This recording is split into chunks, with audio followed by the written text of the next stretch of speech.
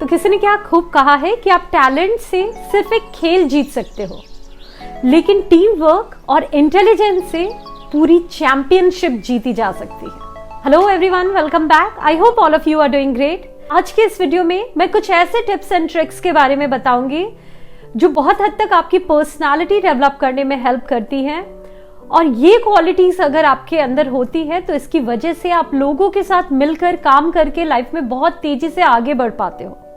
तो ये सारी पीपल स्किल है जो आपके अंदर होनी चाहिए, क्योंकि अगर आप स्टूडेंट हो, जॉब करते हो, बिजनेस करते हो, जो भी करते हो, कहीं ना कहीं आपको लोगों से डील करना पड़ता होगा। और इसके लिए अगर आप इन चीजों को, इन क्वालिटीज को अपने अंदर रखोगे तो ये आपको बहुत हद तक हेल्प करेगी लाइफ में आगे बढ़ने में। तो वीडियो स्टार्ट करते हैं, लेकिन वीडियो स्टार्ट करने से पहले एक छोटी सी रिक्वेस्ट करूंगी कि अगर आप इस चैनल पर नए हो या अभी तक सब्सक्राइब नहीं किया तो प्लीज सब्सक्राइब कर लो, क्योंकि इस चैनल पर ऐसे वीडियोस अपलोड होते हैं जिसे देखकर आप अपने पर्सनल और प्रोफेशनल लाइफ में बहुत ज्यादा ग्रो कर पाओगे, एक पॉजिटिव माइंडसेट बना पाओगे।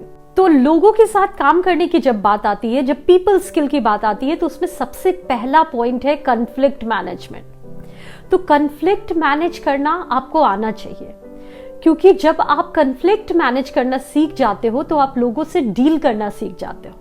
अब देखो, कॉन्फ्लिक्ट भी बहुत तरीके के होते होंगे, आइदर पर्सनल लाइफ में या प्रोफेशनल लाइफ में।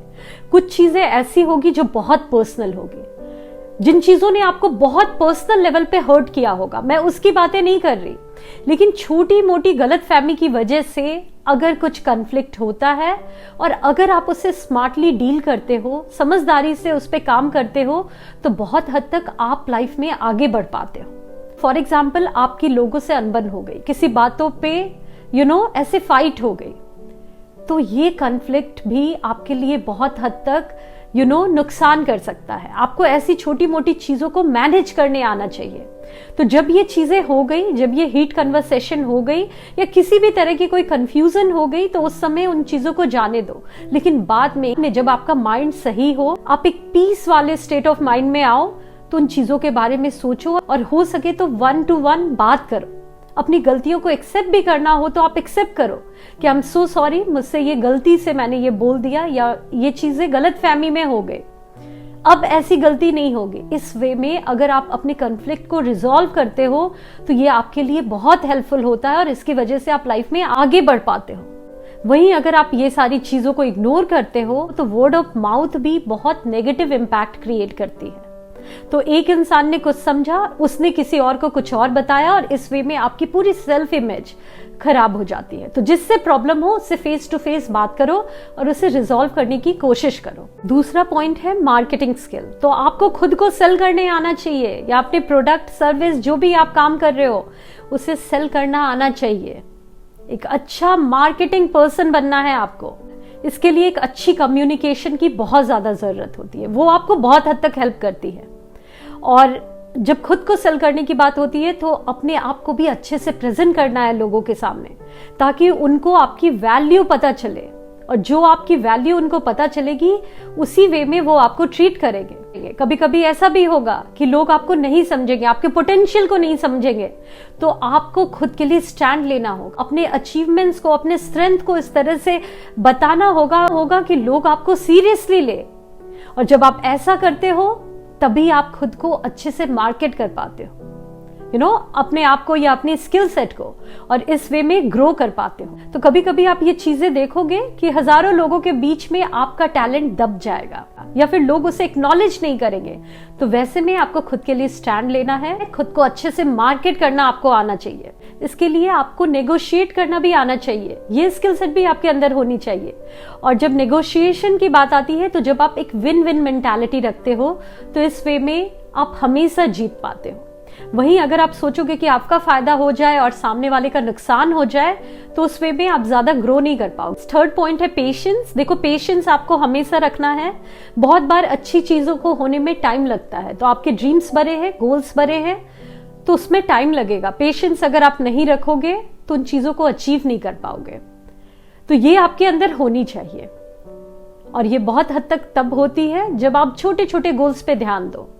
अगर आप सिर्फ बड़े गोल्स को देखोगे तो आप शायद बेचैन हो जाओ कि वो चीजें आप क्यों नहीं अचीव कर पा रहे हो। लेकिन छोटे छोटे गोल्स बना लोगे तो 1 by 1 भी जब आप उस अचीवमेंट को फील करोगे तो आपको लगेगा कि आप बढ़ रहे हो। ऐसा नहीं है कि आप जहां थे वहीं हो। तो इस वे में आप पेशेंस को भी बना कर रख पाओगे। नेक्स्ट है लीडरशिप। तो लीडरशिप आपके अंदर होनी चाहिए। बहुत बार ऐसा होगा कि कुछ चीजों को आपको खुद से डील करना होगा, कोई आपका साथ नहीं देंगे, हो सकता है आपको अकेले अपने लिए स्टैंड लेना पड़े या कुछ चीजों को लीड करना पड़े। तो वो लीडरशिप आप बना के जब रखते हो तभी आप लोगों की नजरों में आते हो। अदरवाइज दब्बू की तरह लोगों के बीच में बच बच के काम करोगे, किसी चीज की लीडरशिप नहीं लोगे, तो आप इस वे में ग्रो नहीं करोगे, क्योंकि आप लोगों की नजरों में नहीं आओगे। इधर आप जॉब कर रहे हो या बिजनेस कर रहे हो, आप खुद से सोचो, जब कोई इंसान किसी भी चीज की लीडरशिप लेकर काम करता है तो उसे हर इंसान नोटिस करता है और इस वे में उसके आगे बढ़ने के चांसेस भी बढ़ जाते हैं। तो ये चीजें आपको हमेशा हेल्प करेगी। तो आपको लीडरशिप से कभी भी नहीं डरना। नेक्स्ट है कंफर्टिंग अदर्स। तो अगर आप ये टैलेंट सीख पाते हो ना तो बहुत अच्छे रिश्ते बना पाते हो, क्योंकि फिर लोग आपको बहुत ज्यादा पसंद करने लगते हैं। तो जब कंफर्टिंग अदर्स की बात मैं कर रही हूं तो इसका मतलब ये नहीं है कि आपको पीपल प्लीजिंग करना है या किसी को बटरिंग करना है, बल्कि सिंपल में एक दूसरे को समझना है, एक दूसरे के प्रॉब्लम में साथ देना है। फॉर एग्जाम्पल, आप एक बॉस हो और आपके अंदर कोई एम्प्लॉय है जिसकी कुछ प्रॉब्लम है और उसे छुट्टी चाहिए और आप उसे छुट्टी नहीं दे रहे। आप कह रहे हो मैं तुम्हें पैसे देता हूं तो ऐसे में हमेशा छुट्टी नहीं दे सकता, जबकि आपको पता है कि उस इंसान को छुट्टी की बहुत ज्यादा जरूरत है। सच में कुछ ऐसे प्रॉब्लम है जिसकी वजह से वो एक दिन का या 2 दिन का ब्रेक चाहता है। तो जब आप उसके प्रॉब्लम को नहीं समझोगे तो वो भी इंसान जब आप ट्रबल में आओगे आपको साथ नहीं देगा। तो एक दूसरे को समझना होता है और इस वे में जब आप सपोर्ट करोगे तो सामने वाला इंसान भी, जब आप डिफिकल्ट टाइम पे रहोगे या फिर आपको हेल्प की जरूरत होगी तो वो इंसान आपको हेल्प करेगा और इस वे में आप आगे बढ़ पाओगे।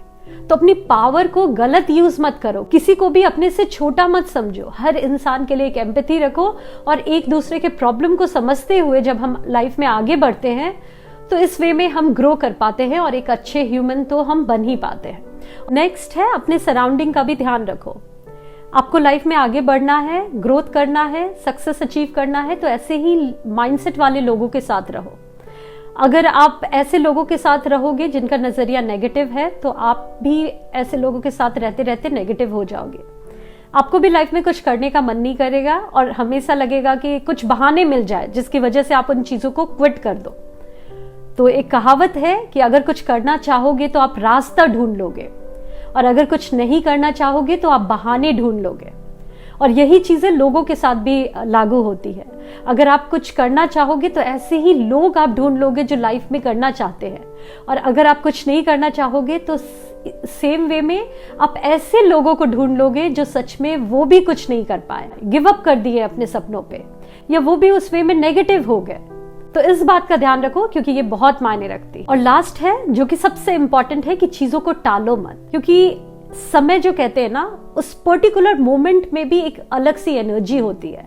कभी कभी कुछ चीजें हमारे दिमाग में आती है कि मुझे ये करना है, और बहुत हद तक अगर हम उसी टाइम पे पर उस चीजों को स्टार्ट कर देते हैं तो बहुत हद तक उस पैशन की वजह से उन चीजों को हम कर भी पाते हैं। लेकिन वहीं जब हम टालने लगते हैं तो धीरे धीरे हमारा पैशन भी चला जाता है और उन चीजों को करने का कॉन्फिडेंस भी खत्म हो जाता है, और इस वे में वो काम हम कभी नहीं कर पाते। आज की चीजें कल पे टालते हैं, कल की चीजें परसों पे टालते हैं। तो यही सारी स्किल सेट है जिसे ध्यान में रखकर आप लोगों के साथ काम करके लाइफ में आगे बढ़ पाते हो, एक अच्छी पीपल स्किल डेवलप कर पाते हो, और आपकी पर्सनालिटी तो डेवलप होती ही है क्योंकि आप एक बहुत अच्छे इंसान बन जाते हो। थैंक यू सो मच अपना कीमती समय देने के लिए। अगर वीडियो अच्छा लगा हो तो चैनल को लाइक सब्सक्राइब कर लो। मुझे कमेंट के थ्रू बताओ कि आपको कौन सा पॉइंट अच्छा लगा। मिलती हूँ आप सभी से नेक्स्ट वीडियो में। तब तक के लिए bye bye and take care.